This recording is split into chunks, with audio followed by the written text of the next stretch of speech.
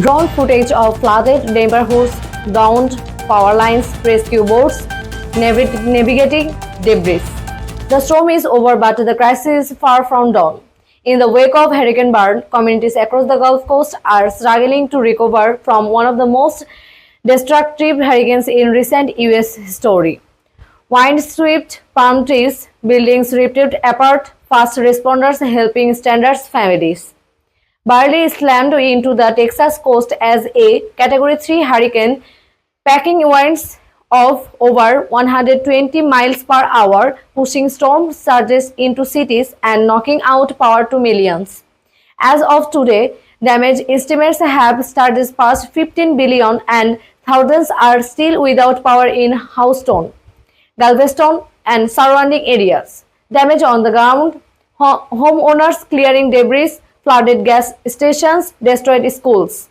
In Texas alone, over 16 continues have reported severe damage. In Texas alone, over 60 continues have reported severe damage. Entire neighborhoods remain underwater, while others have been reduced to rubble. Schools, hospitals, and highways took a direct hit, with some towns near the coast completely cut off for days. National Guard trucks arriving, emergency shelters opening. Emergency crews are still working around the clock to restore power, clear roads, and deliver essential supplies. Texas Governor Greg Abbott has declared a state of emergency, and the White House has approved a federal disaster declaration unlocking critical funding for recovery. Power crisis and infrastructure failures. Linemen working on poles, aerial view of drunken neighborhoods at night.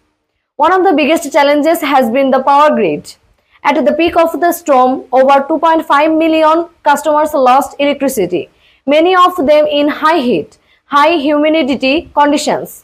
Cell service and water system were also affected, raising fears about heat-related illness and access to drinking water.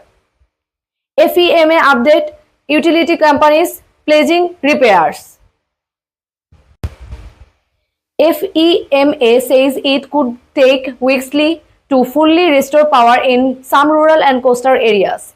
Utility crews from across the country have been brought in to assist with emergency repairs.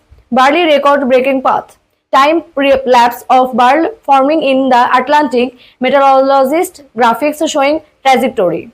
What made Hurricane Beryl especially dangerous was how fast and early it formed.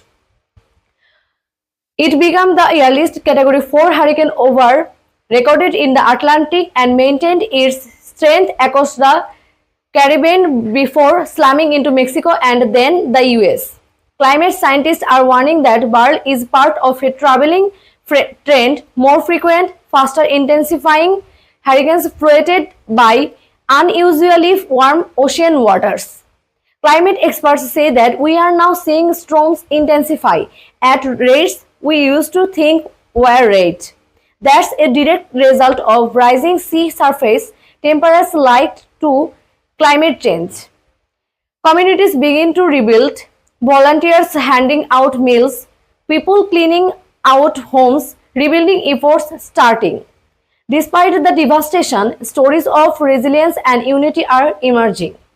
Local churches, mutual aid groups, and national charities like the Red Cross and World Central Kitchen are helping families find shelter, food, and basic supplies. Residents helping neighbors, kids painting hurricane murals at shelters.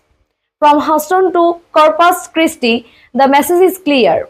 Recovery will take months, but community is backing down. Have you been affected by Hurricane Beryl? What support do you need?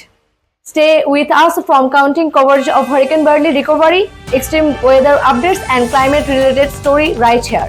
Like, share, and subscribe for climate and disaster coverage.